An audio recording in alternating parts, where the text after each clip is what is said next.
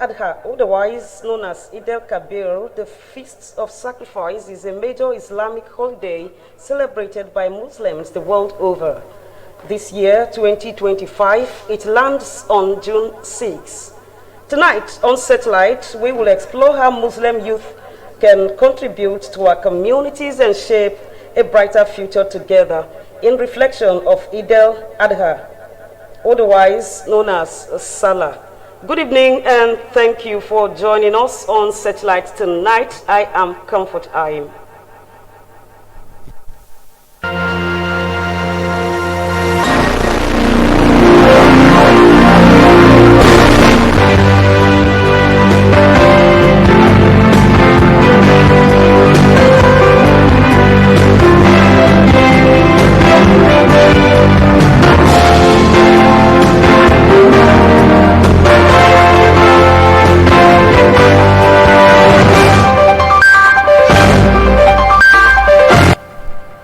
And now the news. The legendary highlife and folklore maestro gentleman Mike Ejeagha dies at 95, leaving a legacy of honesty, unity, and love for humanity. His unique ability to weave Igbo folklore and proverbs into captivating highlife melodies laced with core values will be missed, no doubt. Nta Enugu visited his Nta Enugu residence and now report. News of the demise of one of Nigeria's most talented high life and folklore musicians, Mike Ejeagha, filtered in early hours of Saturday, leaving with it a trace of doubt. The 95-year-old legendary icon of Gwogwogwongwo can be said to have lived out his life, but death usually is a sore taste. In his family house in Nta Enugu, his sons and daughters were seen wearing gloomy faces, while sympathizers were trickling in twos and threes. A condolence register greets your sight as you step into the compound. Papa lived a fulfilled life. Papa was a disciplinarian, and I bet you his children have told his line of peace, of unity. Papa wasn't a troublemaker, he wasn't a troublemaker. So Mike Ejeagha is a man of peace. He always succeed for that. He's a Catholic and he died a Catholic. We, the children, is praying that God may the good Lord help us to live the kind of life that our father lived. In Jesus' name. Meanwhile, the governor of Enugu State, Dr. P. Tamba, has expressed deep grief over the death of the music icon, describing him as an unassuming and easygoing personality whose fan base spread across international boundaries. The governor, who had celebrated the folklorist during his lifetime by reconstructing the popular Obinagu Road and the adjoining Chief Mike Ejeagha Crescent leading directly to his residence in Nta Enugu, and by renaming Obinagu Road as Chief Mike Ejeagha Road in his honor, assured that his government would further immortalize the legend in death. The family says burial date will soon be announced as the state and the public are duly involved in the process. In Enugu, Chiegono Aro, NTA News. Meanwhile, President Tinubu extends heartfelt condolences to the family, friends, and fans of Mike Ejeagha, one of Nigeria's greatest folklore maestro, songwriter, and musicians in the Igbo language, who passed on to eternity this Friday at 95.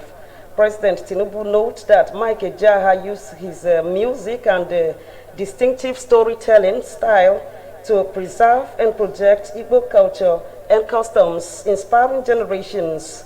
The president commends the Enugu state government for honoring the music icon while still alive. President Tinubu prays to God Almighty to grant the soul of the departed eternal rest and comfort to all who mourn his loss. He also hoped that the spirit and values of gentleman Mike Ejeagha's music continue to remind us that music has the power to revive, heal, and redirect energy towards worthy causes that help build the nation. Still on Mike Ejaha's demise, Governor Mba has expressed deep grief over the death of music icon gentleman Mike Ejaha, saying the legend had created a void that would be too difficult to fill. Governor Mba described Ejaha as an unassuring and easy-going personality whose fan base spread across international boundaries. The governor recalled that the passing of the Gogo at 95 filtered into public space Friday evening. Governor Mba, who had celebrated the folklore during his lifetime by reconstructing the popular Obinagu Road and the adjoining Chief Mike Ejaha's crescent leading directly to his residence in Ababa, Nta Enugu, a long wish of the icon left unfulfilled by successive administrations in the state, and by renaming Obinagu Road as Chief Mike Ejaha's Road in his honor, assured that his government would further immortalize the legend in death. Governor Mba says he is profoundly saddened by the death of music icon gentleman Mike Ejaha. On behalf of the Enugu state government, Governor Mba offers heartfelt condolences to the Ejaha's family and assures of support as a government to ensure that his memory is duly immortalized. Away from that, Obinna Obuka of the Federal Radio Corporation of Nigeria has emerged as the new chairman of Nigeria Union of Journalists and Enugu State Council. He contested the position unopposed in an election members described as peaceful and credible. Details of this report will come your way subsequently.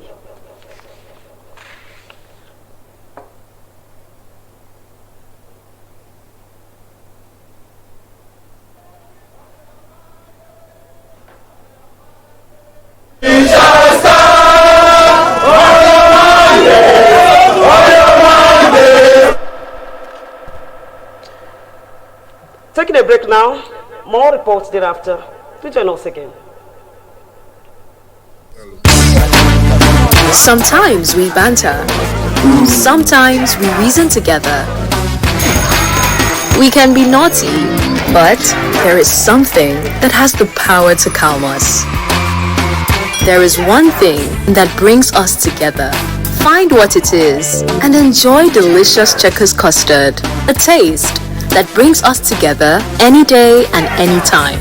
Checkers. Now that's custard. Are you frustrated with travel and logistics plan? Lovefish Travel and Tours Limited is here to serve you. We provide visa assistance, proof of fund, languages classes for easy international work placement, caregiver and social work certifications, both virtual and physical classes. Are you planning a work retreat or school excursion? Do you need to ship goods across the globe? We got your back with our premium cargo services at Akami Biam International Airport in partnership with Nigeria Export Promotion Council, Southeast Regional Office, and Ethiopian Airlines. In Lovefish Travel and Tour Limited, proficiency, efficiency, and professionalism is our watchword. Visit us at number 36 Umoji Street, Independence Layout, Enugu, or call 0706 295 8388. Lovefish Travel, moving dreams, moving you. Introducing Naphtali's Hotel, 47 Exilo Street, Independence Layout, Enugu. A moment at Naphtali's is an experience we'll share forever. A luxurious suites fitted with brand new air conditioners, 42-inch plasma TV, free Wi-Fi and bespoke services, presented in a serene environment, distinguish us from the others. Our main bar, garden bar and restaurant give you a wide choice of drinks and delicacies, while our 800 capacity fully air conditioned hall is the ideal haven for that special event. Nafilis Hotel Swimming Pool and Gym are available all day, while our live band blesses your ears every Friday and Sunday. Enjoy a whole new world of top-notch hospitality in the cool city. Your security is our priority. We are Nafilis Hotel, 4780 Street, Brown and Brown, Independence Layout, Enugu. For inquiry, call 0908-273-6086, 0908-273-6086. Sometimes we banter. Sometimes we reason together. We can be naughty, but there is something that has the power to calm us. There is one thing that brings us together. Find what it is and enjoy delicious Checkers custard, a taste that brings us together any day and any time. Checkers. Now that's custard.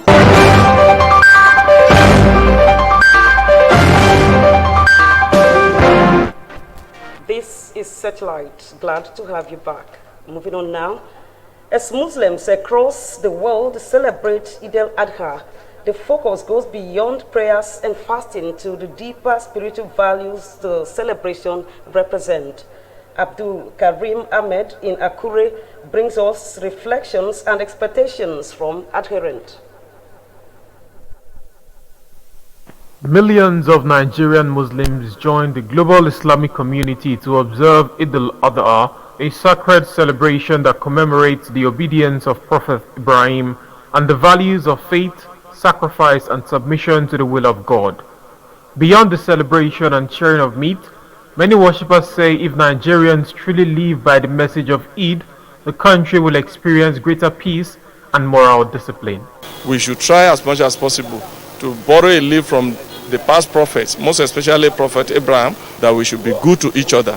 We should be obedient to God. We should be obedient to the constituted authority. For many, the act of slaughtering rams and sharing meat with the poor is more than charity, but a spiritual practice that calls attention to the needs of others. By telling us to share our rams into three means you are not to consume what you have by yourself. We should give charity. Whenever you made promises, make sure you try as much as you could to fulfill the promises. As Muslims return home from the prayer grounds and the celebration winds down, they are reminded that the real work begins after the prayers by living out the lessons of the season in their everyday choices. In Akure, Abdul Karim Ahmed, NTA News. That background report brings us to the focus on Searchlight tonight, reflecting on Eid al-Adha, the role of Muslim youth in shaping our nation. And joining me to discuss this is a Muslim youth. He's Aliyu Kwankwaso from Hausa community. Good to see you, Mr. Aliyu. Thank you for having me. All right, let's begin with the significance of Salah in the Islamic faith. What does it tell us? Okay, Eid al-Kabir, which is known as Eid al-Adha, that's Feast of Sacrifice. It's a time which all the Muslim Ummah are expected to come together to show unity and peace. Significance. One of it has to do with the sacrifice. You know, like it is in the Bible, in the Quran, Almighty Allah instructed Abraham, may peace be upon him, to slaughter his only son, Isaac, after having reaching the old age without having a child. And eventually, Almighty Allah instructed him to slaughter his only son, Isaac. Out of obedience to Almighty Allah, he took his son to the bush, and his son was asking him, Daddy, you have the firewood, we have the knife. What of the thing that... What does it tell us? That story, what does it tell us due to time? It tells us that the obedience to Almighty Allah, full obedience... Is that the key message behind the Salah celebration? It has to do with full obedience to the Almighty Allah. Okay. So now, how does Salah promote unity and community among Muslims? Yeah, it promotes unity through forgiveness of one another. It's a time whereby the Muslim Ummah comes together irrespective of your social status, either rich or poor, the less privileged. Everybody come together to celebrate it, to pray together. Another way that it shows that this thing is true sacrifice. By slaughtering your ram, you sacrifice it to the Almighty Allah and share the meat. Sharing of meat to the less privileged and other social activities that has to do with coming together to celebrate. When you do not have a ram to slaughter, what do you do? Well, it's not compulsory that you must have a ram. Likewise, it's not compulsory that you must go to Hajj, because it's also a time that you go to the Mecca, that is Saudi Arabia, to perform Hajj. If you don't have ram, that's why it's compulsory for those that slaughtered ram to share those ram to people that does not that we are not able to slaughter ram. So it's not compulsory, except you have the means. God have already, if God has given you the maybe will and capacity to buy the ram, you have to. It's compulsory, but if you don't have, it's not compulsory. Okay, talking about lessons, what lessons can we learn from the act of fasting during Ramadan that we can carry into Salah and even beyond? Are the lessons to learn? Yeah, yes, lessons. It has to. The lessons has to do with unity and brotherhood. Coming together to celebrate Salah shows that there's unity and brotherhood. And another lessons is gratitude to Almighty Allah. It's a time that Muslims come together to pray and show their gratitude to Almighty Allah. Another lesson has to do with peace and unity. That is promoting peace, praying for the country, praying for the state, and praying for the world. So it has many lessons, and it has to do with even, like I said, sharing of the ones you have. You buy clothes for people, you buy meat for people, and you share food, the food you have. So it has many lessons. Okay, so how do you explain Eid al-Adha to a child? Okay, like Eid al-Adha is a period being referred as Salah, that's feast of sacrifice. If you are to explain it in a smaller language, it has to do with a time the Muslim come together to pray Salah, to celebrate Salah. That has to do with sacrificing of ram, that is slaughtering of ram, and performing Hajj. Okay. We have two Salah. We have that of Ramadan, which is celebrated after performing the month of Ramadan. And we have this Eid al-Adha, which is celebrated after performing Hajj. If you are able to go to the Makkah, to Saudi Arabia, after performing Hajj, you now celebrate this. Even if you are not able to, down here, you have to celebrate. So, in a simple terms, it's a time that you slaughter ram, and it's a time that you go to Hajj. Okay, now let's talk about the role of youth. We're talking about Muslim youth in building a stronger nation. Yeah, Muslim youth have many roles to play during this festive period. One of it is by promoting culture. Promoting culture, like you were at the Salah ground yesterday. You saw many youths wearing one of their finest clothes. That's the traditional clothes. And another thing is youth use those periods to promote oneness by coming together to celebrate, eat together, share what they have with other youth. And also it's a time to preach security on how to add to the security of the state and how to pray for more progress of the country. Okay, during the period. Thank you. Talked about security. Are the Muslims youth really making an impact in that regard?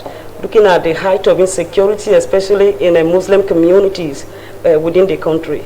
Yes, I can assure you down here in Enugu, I'm very sure that the youth are contributing to the security of Enugu State. We have a peace-loving governor, Governor Peter Mba, which he has already proven that he's a good governor that cares for the security of the people. And Enugu Hausa community youth are doing that. In our markets, we have security people that has to do with our youth. They used to help in securing the market and other communities that we have. And another thing is through our leader, the Sarkin House of Enugu State, Sarki Abubakar Yusuf Sambo, we are able to learn from him that security is everyone's business. And if you see something, you say something. And if you say something, you do something. We are able to come close. Like now, as the state chairman of the Enugu Hausa Youth, likewise, I'm the state public secretary of PCRC, Enugu State, that's Police Community Relations Committee. So through this platform, we are able to tell us the impact of that committee so far in Enugu State. Yeah, it has success story. Yeah, it has many impact because it's like an avenue whereby the community and the police will come together and solve so many security issues.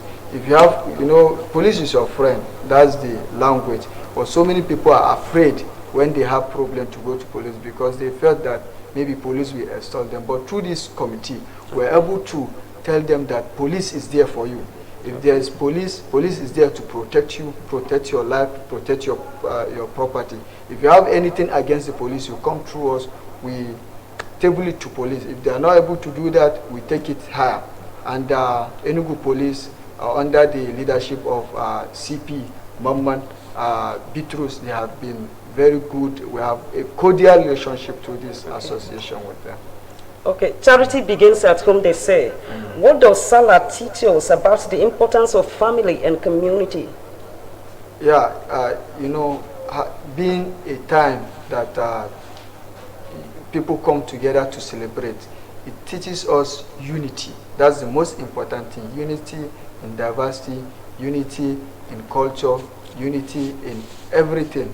So during that period, people from far, if you are maybe in Kano and you are here in Enugu, maybe you are a native of Kano, people used to travel. Like we have many of our people that travel from Enugu to Kano just to be with their family, to celebrate the period with their family. So it's a time to be with the family, it's a time to preach peace, it's a time after preaching the peace, do we practice what we preach? That is the question. Yeah, it's visible. It's visible. We are practicing it. As far as I'm concerned, in Enugu, we are practicing it. As of yesterday, when we celebrated Salah, after the Salah celebration, we were at the mosque all together with Seriki Hausawa and under the representative of the governor, the SSG was there to celebrate with us. Okay, so okay. Just before we go, how can the government engage the youth meaningfully? Yes. The government should engage the youth to maybe sensitization. Sensitization, there is need for sensitization on the importance of security. There is need for sensitization on the importance of promoting progress, peace. If you are here, you should be able to promote to the economy and peace of that community. And Enugu State Governor has been doing that, and I urge the government to do more by bringing the youth together and creating a platform whereby we have a better way of understanding each other and expressing our talent, like you said. All right, before we let you go, what would be your Salah message for your fellow youth and even the Nigeria at large? My Salah message, first we'll go to Mr. President. We have to appreciate President Bola Ahmed Tinubu for the good works he's doing, and most important, our dear Governor Peter Mba. He has been a peace and loving governor. He just appointed our leader, Sarkin Hausa Enugu, as his SSA. Congratulations to him. Special duty. And lastly, to our Muslim Ummah, to be peace and loving people, to obey the rules and regulation and be law-abiding citizens of Enugu State. All right, thank you very much, Mr. Aliyu Kwankwaso, a Muslim youth Hausa community. Good to have you join us on Searchlight. Thank you very much, and thank you for having me. All right, that's the much we can take on Searchlight tonight. On behalf of myself and the production crew, we thank you for watching, and do join us again same time next week for more. Good night.